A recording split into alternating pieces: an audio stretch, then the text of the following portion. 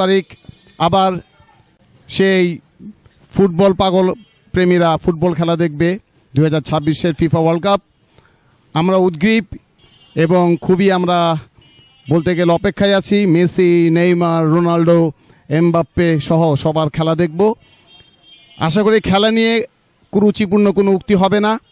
আমরা কেউ কাউকে এমনভাবে হার্ট করব না, যেটা আমরা ফেসবুকে আমরা করে থাকি, টিকটকে করে থাকি।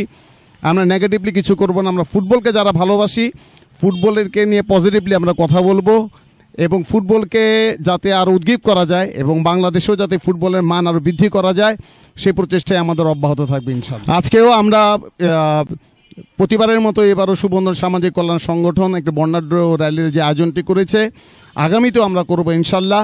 কারণ আমরা ফুটবল প্রেমী, ফুটবলকে ভালোবাসি এবং ভবিষ্যতেও যাতে এই ফুটবলকে জাগ্রত করার জন্য সুবন্ধন সামাজিক কল্যাণ সংগঠন এবং বাংলাদেশি সবাই এই ব্যাপার ফুটবলের বিষয়ে এগিয়ে আসবে, আমি সে আশাবাদ ব্যক্ত করছি।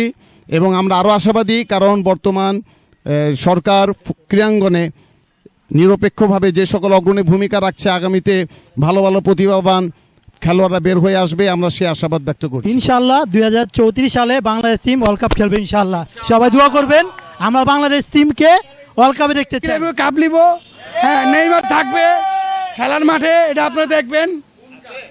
না না, এই যে বিশ্বকাপ ওয়ার্ল্ড কাপ নিবে ব্রাজিল। আসলে আমরা যারা ব্রাজিল সমর্থক, আমরা কাউকে আমরা কম্পিটিটর ভাবিই না, কারণ আমরা 5 বারের চ্যাম্পিয়ন এবং আমরা অযৌক্তিক কোনো কথাও বলি না।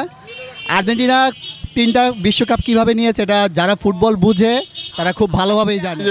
অনেক বেশি। এবং ব্রাজিল এই বছর অনেকে বলে যে বাপদাদার চ্যাম্পিয়ন বা বাপদাদার যেটা নিয়ে গেছে, আশা করি এই বছর ব্রাজিল অনেক সুন্দর খেলা দেখাবে। আর ব্রাজিল বরাবরই কিন্তু নান্দনিক একটা খেলা দেখে আসছে, আর আগামীতেও দেখাবে, এইবারও অনেক ভালো দেখাবে। আর যেখানে ব্রাজিল আর্জেন্টিনার সমর্থন আছে, সেই জায়গায় যদি একটা উন্মোদনা, একটা আনন্দ উল্লাস যদি না হয়, তাহলে সেই জায়গায় আসলে খেলা দেখে মজা নাই।